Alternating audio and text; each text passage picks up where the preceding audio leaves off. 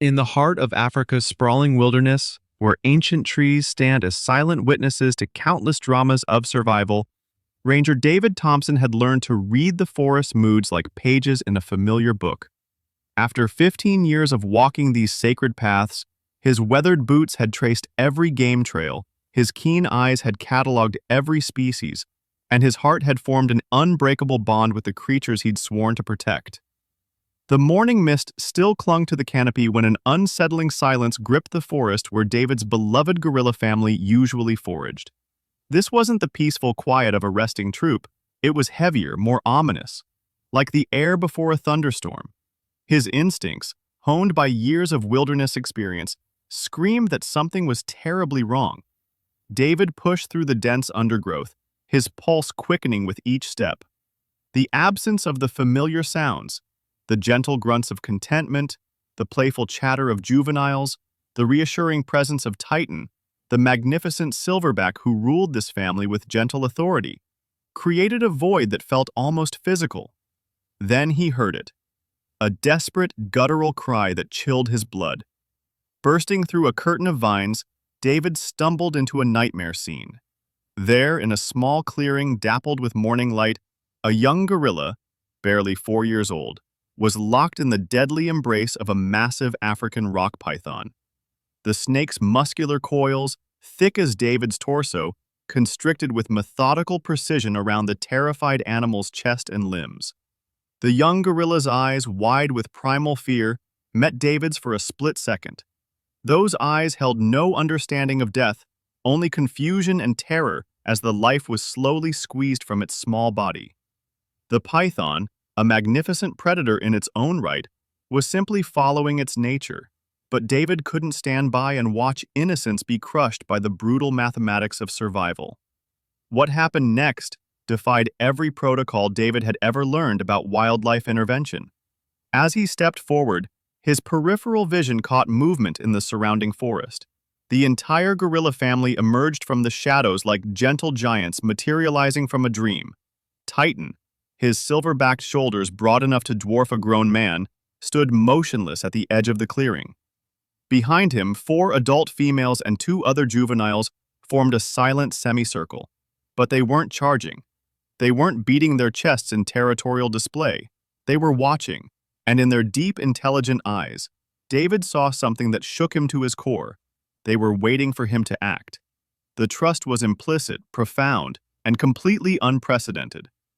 In all his years of studying primate behavior, David had never witnessed anything like this moment of interspecies understanding. These powerful creatures, capable of crushing him without effort, had recognized him not as a threat, but as their only hope. With his heart hammering but his hands steady, David approached the struggling pair. The python's head was partially visible as it adjusted its grip, and David knew this might be his only chance. Moving with deliberate calm, he reached out and clamped his strong fingers around the snake's neck, just behind its head, cutting off its ability to strike while maintaining his grip. The python's reaction was immediate and violent. Its massive body writhed and coiled even tighter around the young gorilla, but David held firm. Muscle by muscle, coil by coil, he began the painstaking process of unwrapping the serpent from its victim. The physical strain was enormous. African rock pythons can exert crushing pressure of over 90 pounds per square inch, but David's determination burned brighter than his exhaustion. Throughout this life and death struggle, the gorilla family maintained their vigil. Titan occasionally emitted low, rumbling vocalizations that seemed less like warnings and more like encouragement. The females swayed gently, their eyes never leaving the rescue unfolding before them. Even the other juveniles remained perfectly still, as if understanding the gravity of the moment. Minutes felt like hours as David fought against the python's incredible strength. His muscles screamed in protest, sweat stung his eyes, but slowly, agonizingly slowly, the coils began to loosen. With one final tremendous effort, he managed to separate the snake from the young gorilla completely. The python, disoriented and defeated, slithered away into the undergrowth with remarkable speed, disappearing as if it had been nothing more than a terrible dream. The young gorilla lay motionless for several heartbeats, its small chest rising and falling rapidly.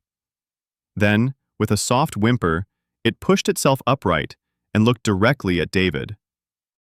Instead of fear or confusion, there was something almost like recognition in those dark eyes, a profound acknowledgement of what had just occurred. The reunion that followed was nothing short of magical. The young gorilla stumbled toward its family on unsteady legs, and they enveloped it with gentle touches and reassuring grunts. Titan, the mighty patriarch, carefully examined the youngster for injuries, his massive hands surprisingly tender as they traced over small limbs and checked for damage.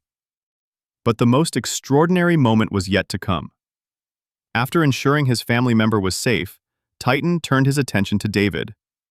The silverback approached slowly, his 400-pound frame moving with surprising grace, until he stood just 3 feet from the human who had risked everything to save one of his own. For a long moment, the two stood facing each other, predator and protector, wild and civilized, ancient and modern. Then, in a gesture that would haunt David's dreams for years to come, Titan slowly extended one massive hand and gently touched David's shoulder. It was brief, perhaps lasting only 2 seconds, but in that touch was a world of gratitude, respect, and acknowledgement. The great ape's eyes held David's with an intelligence that seemed almost human, conveying a message that transcended species barriers. I see you. I understand what you did. You are family now. With that extraordinary moment of connection complete, Titan gathered his troop and melted back into the forest, leaving David alone in the clearing with the echoes of one of the most profound experiences of his life. As David walked back through the forest that day, his hands still trembling from the encounter, he realized he had witnessed something far greater than a simple rescue. He had been granted a glimpse into the emotional depth and capacity for gratitude that exists in our closest evolutionary relatives. The trust those gorillas had placed in him, a member of the species that has historically posed the greatest threat to their survival, was both humbling and inspiring. That young gorilla, now safely back with its family, would grow up to have youngsters of its own. The bloodline David had helped preserve would continue, carrying forward not just genetic material, but the memory of the day a human chose compassion over indifference, action over paralysis. In a world where wildlife faces unprecedented challenges, from habitat loss, poaching, and climate change, David's story serves as a powerful reminder that individual actions matter. Sometimes the difference between extinction and survival comes down to a single moment of courage, a split-second decision to care more about life than personal safety. The forest had taught David many lessons over the years, but none more important than this. When we extend our hand to the wild, sometimes, just sometimes, it reaches back. The trust that Titan and his family showed that day proved that the boundaries between human and animal are not as rigid as we might believe. Compassion, courage, and respect are universal languages that even our most distant evolutionary cousins can understand and appreciate. Justice was served that day, not through punishment or revenge, but through the simple act of preserving life and dignity. The young gorilla lived to play another day. The family remained whole, and David discovered that sometimes the greatest victories are measured not in what we take from the world, but in what we give back to it.